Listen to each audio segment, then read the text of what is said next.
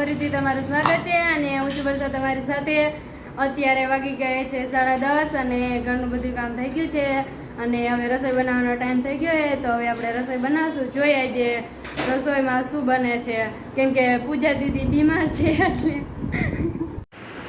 અત્યારે વાગી ગયા છે 11:30 અને મમ્મી આવી ગયા છે રસોઈ બનાવવા અને કારેલા બાફવા મૂકી દીધા છે અને મમ્મી બાજુમાં ડાયરનું શાક બનાવે છે અને આજે તો કારેલાનું શાક બને છે. મને તો જરી કારેલાનું શાક નથી ભાવતું. તમને બધાને ભાવતું હોય તો કમેન્ટ કરજો, પછી ઘરે બનાવીને ખાઈ લેજો કારેલાનું શાક. મને તો જરાય ન ભાવે કારેલાનું શાક.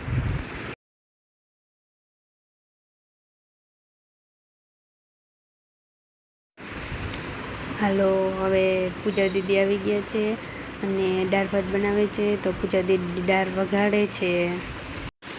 હાલો, હવે મમ્મી કારેલાનું શાક બનાવે છે. પર કેવું ગંધારું શાક છે, મને તો જરાય ન ભાવે. મમ્મી બનાવે કારેલાનું શાક. મમ્મી એને પોરાયણે બધાને કારેલાનું શાક ખવડાવે. અમને બધાને જ ન ભાવે, ખાલી મારી મમ્મીને એકને જ ભાવે. અમને કોઈ ન ભાવે, તોય મારી મમ્મી છે ને અમને બધાને ચપોચસ્તી અને કારેલાનું શાક ખવડાવે. પછી આમ બધા કેવું કરે, એમ ખાય જ નહીં. હાલો, રેકડી ભરાઈ ગઈ છે અને મમ્મીએ બહુ વહેલી રેકડી ઢાંકી દીધી છે. કાંઈ વરસાદનું કાંઈ બહુ આવતું નથી અને નથી કાઢવું અને ઢકાઈ ગઈ રેકડી. મમ્મીએ વહેલી ઢાંકી દીધી છે અને આજ તો વરસાદ જેવું કાંઈ છે નહીં. એમાં મોંઘવારી કેટલી વધી ગઈ છે. અત્યારે ટમેટા એટલા મોંઘા થઈ ગયા ને કોઈ ટમેટા લેવા રાજી નથી. બધાય બહુ ટમેટા લેતા હતા, પણ ટમેટા એટલા મોંઘા થઈ ગયા ને કોઈ અત્યારે ટમેટા જ લેતું નથી.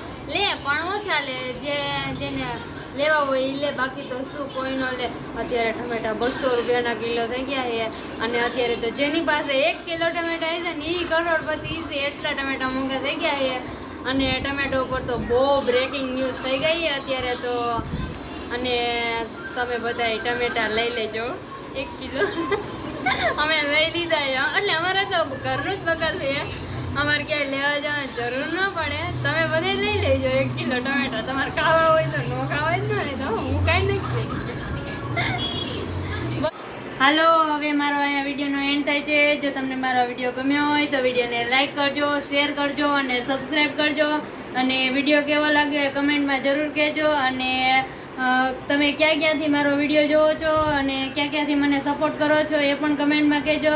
અને કાલે આપણે મળશું એક નવા બ્લોગ સાથે. ત્યાં સુધી બધાને બાય બાય.